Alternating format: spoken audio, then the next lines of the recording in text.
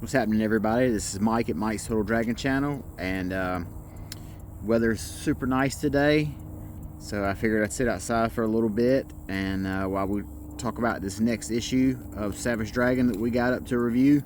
It's going to be issue number 11. So let's go ahead and jump right into it, start talking about it a little bit, what goes on. Savage Dragon number 11, here we go. As always, we see creator, writer, penciler, inker extraordinaire, Erik Larsen. So we're opening up. They give us this introduction of this character right here, a fellow by the name of Doug Herman. And this is a little artistic touch I love right here. The floating heads. What they're kind of used to describe is the fact that this fella here, Doug Herman, has kind of been like a, a joke, like a schmuck, a guy who's kind of been looked down upon and laughed at, kind of a follower, someone that's the butt of people's jokes. And they're kind of doing a little introduction to him right here, and talking about how he's a guy who's got a lot of anger towards society, kind of feels like he's been screwed over a lot of times. And then we see right here that the R. Richard Richards guy, who is basically like the Savage Dragon version of J. Jonah Jameson, has been ranting and raving about the fact that the dragon is really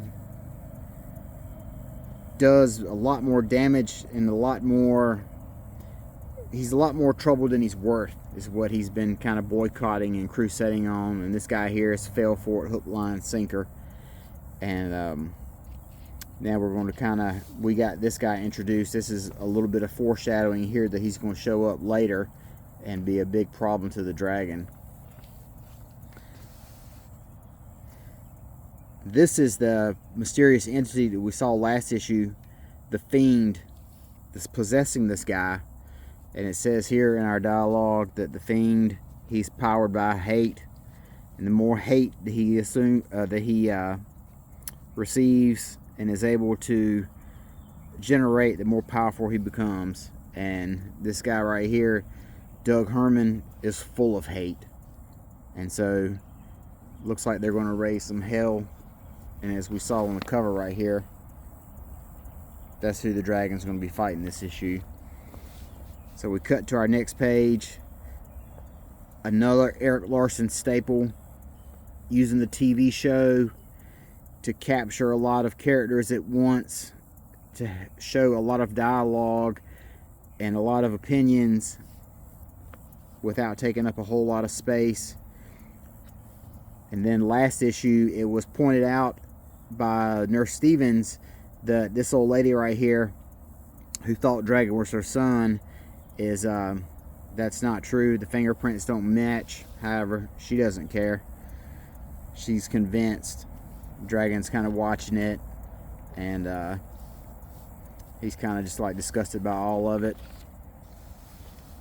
And then, speaking of someone who's really disgusted, this lady right here, she hates the fact that this girl is head over heels for Dragon. She's so mad about it. She takes her TV and throws it out the window, saying Dragon's a menace and he ruins people's lives, anyone who comes into contact with him, just like my little girl.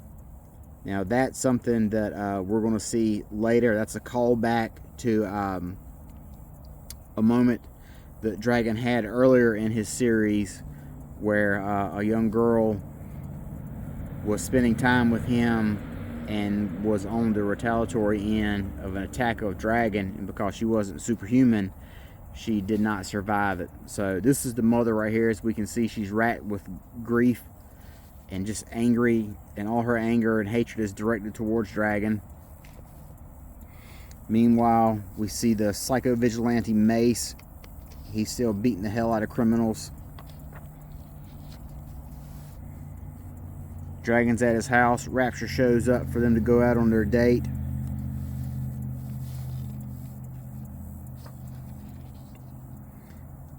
there kind of talking about their relationship and, you know, their feelings about each other or whatever. Meanwhile, Vanguard shows up. Needs to talk to Dragon about something. And then Dragon says, your robot sparring partner is dust. So now what is finally revealed right here is the Frank Darling who accompanied Dragon when they went to arrest the Overlord and was obliterated. That was the robot partner who could assume different forms. So that's who got obliterated, not Frank, which explains why we've seen Frank on the airplane and why Frank was with his wife when they gave birth. So one of the things that Vanguard talks about here is, hey, we know what happened, Dragon, but however, that robot, those things are hard to kill. So don't be surprised if he shows up again. And Dragon just kind of blows him off or whatever. Him and Rapture's date comes to an end. She walks Dragon back to his house. Dragon asks her if she wants to come up for a cup of coffee or something.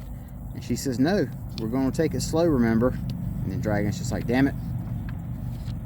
Then we got this huge double page spread of Dragon getting attacked by the Fiend. Just tons of shattered glass raining down.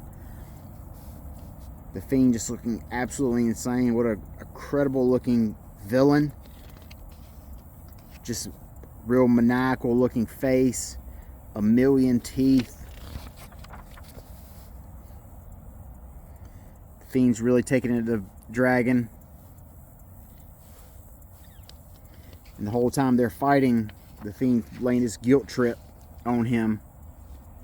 How saying that he's really not the hero that he thinks he is.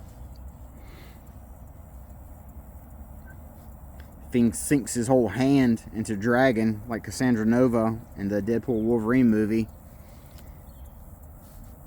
Meanwhile, the local people watching the fight are kind of starting to rally behind the Fiend.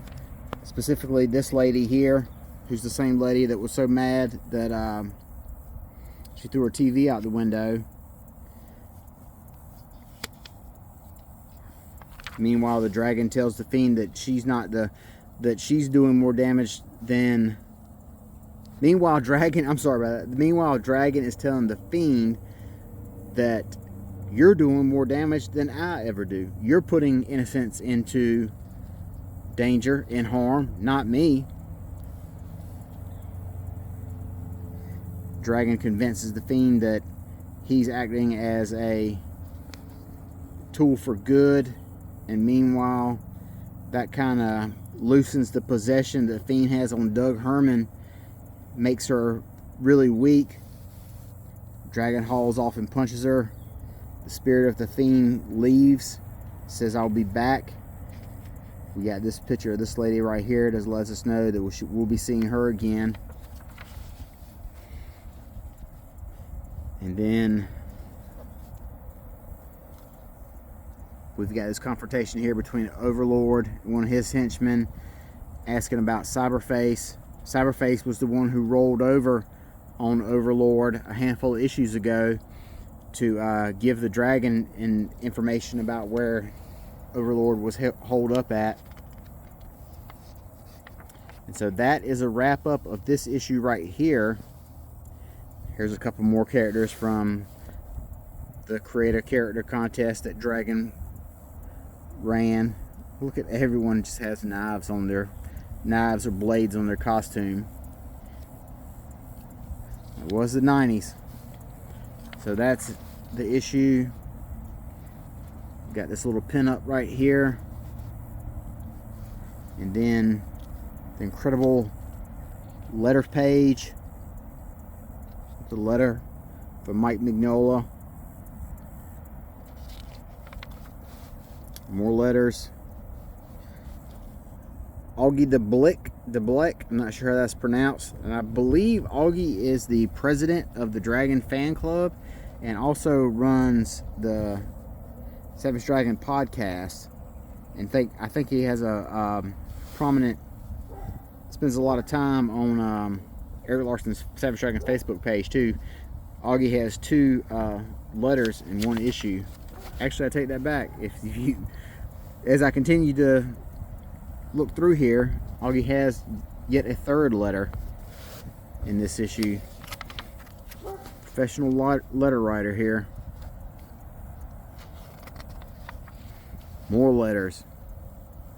Wow, we were talking today at the shop about the letter page and how you really had to be committed to a book to sit down and write all this stuff out, because this is before tweets, when you could fire off a tweet at somebody directly just from your dining room table. Back then you had to get the paper, write it out, put it in an envelope, slap a stamp on it, drop it in the mailbox. So people were really committed, really passionate to Dragon. It has a really huge fan base, as you can tell by the pages of letters. And Eric Larson's Dragon Facebook page is still really popular and has a lot of content and engagement on it. But in short, that's issue number 11. So that's kind of a brief breakdown of it. And you guys take care of yourself and get out and get some fresh air and some outside action today. Super nice here where I'm at. Hopefully it's nice where you're at. You guys enjoy your day. Bye bye.